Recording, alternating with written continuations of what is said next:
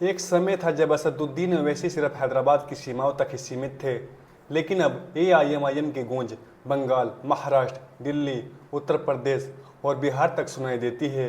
और तो और पाकिस्तान में भी ओवैसी के बयानों की चर्चा हो रही है। तो क्या है इस बदली हुई राजनीति का मकसद? क्या वाकई ओवैसी देश की राजनीति का बड़ा चेहरा बन गए हैं, या फिर वजह कुछ और है? ओवैसी वो हैं जो लोकसभा में शपथ उर्दू में लेते हैं, जो जय फिलिस्तीन अल्लाह अकबर का नारा लगाते हैं, भारत को और ताकतवर बनाने की दुआ अल्लाह से करते हैं और पाकिस्तान को शैतान तक कह देते हैं।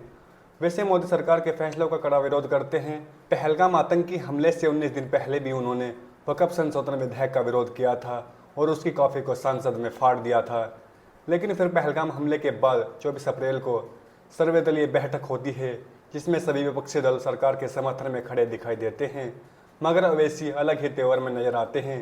आतंकवाद का विरोध भी उन्होंने किया, ऑपरेशन सिंदूर का समर्थन भी किया, साथ ही साथ पाकिस्तान को मुंह तोड़ जवाब भी दिया। नतीजा ये हुआ कि ओवैसी के कट्टर विरोधी भी उनकी तारीफ करने को मजबूर हो गए।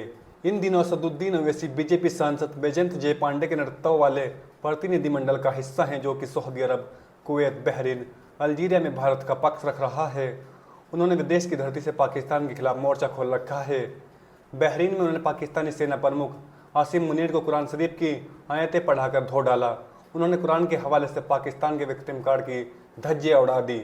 ओवैसी यही नहीं रुके, अपने अंदाज में उन्होंने पाकिस्तान के ट्रोलर्स की बोलती भी बंद कर दी। उन्होंने पाकिस्तान के ट्रोलर्स के लिए कहा, आजकल हम पाकिस्तान के दूल्हा भाई हो गए हैं। ओवैसी ने सिर्फ इतना ही नहीं कहा, उन्होंने पाकिस्तान को बाद में एक बयान में जोकर तक कह दिया और यह भी बता दिया, भाई नकल के लिए भी अकल की ज़रूरत होती है, क्योंकि पाकिस्तान लगातार फेक न्यूज़ चला रहा था। ओवैसी के इस रवैये के कई साइट हैं, एक मुस्लिम नेता के तौर पर भी और बिहार चुनाव के मद्देनज़र भी। जी हाँ, बिहार चुनाव, इस बात को ज़रा ध्यान से समझने की कोशिश करिए।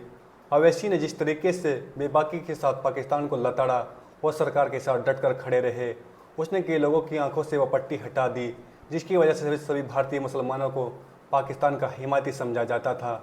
ओवैसी ने साबित कर दिया कि इस देश का मुसलमान मरते दम तक अपने देश के साथ खड़ा है। सरकार की नीतियों का विरोधी होने में और सरकार विरोधी होने में बड़ा फर्क है। ओवैसी के बयान ने देश में हिंदू मुस्लिम एकता को बड़ा संदेश दिया है। दूसरी तरफ गौर करने वाली बात यह भी है कि पहलगाम हमले के बाद बिहार के ढाका में रैली में तिरंगा पगड़ी बांधे ओवैसी मंच पर आए और सरकार को पाकिस्तान के खिलाफ कड़ा एक्शन लेने की अपील कर दी। इस बात को हल्के में मत लीजिए, क्योंकि इसके पीछे वजह कोई छोटी मोटी नहीं है। कुछ समय पहले बिहार विधानसभा चुनाव को लेकर असदुद्दीन ओवैसी ने 50 सीटों पर चुनाव लड़ने का ऐलान कर दिया था। राजनीति के जानकारों की माने तो असदुद्दीन ओवैसी हिंदू वोटरों के दिल में जगह बनाने की कोशिश कर रहे हैं। उन्होंने साफ किया कि वो भारत के मुसलमान हैं और अपने देश से प्यार करते हैं। ये उनकी पार्टी की इमेज को सुधारने के साथ साथ हिंदू वोटरों के दिल में जगह बनने का भी काम करेगा। एक तरफ से तो वो भारतीय मुसलमान उनके पक्ष में आ जाएंगे और दूसरी तरफ हिंदुओं को भी साथ लेकर चलेंगे। फिलहाल ओवैसी गठबंधन के साथ नहीं हैं, लेकिन वह कहते हैं कि भाजपा के साथ उनकी लड़ाई कांग्रेस जैसी ही है। ऐसे में बिहार चुनाव में वो गठबंधन के साथ अगर चुनाव लड़ते हैं तो यह उनके लिए फायदे का सौदा साबित हो सकता है, क्योंकि अगर ओवैसी को वाकई राष्ट्रीय राजनीति में जगह बनानी है तो सिर्फ पहचान की राजनीति से आगे बढ़कर विकास, शिक्षा, स्वास्थ्य और देश हित के जैसे मुद्दों पर भी बोलना पड़ेगा, वरना लोग यही कहेंगे यह भी वोट काटने वाली पार्टी है। इस पर आपकी क्या राय है?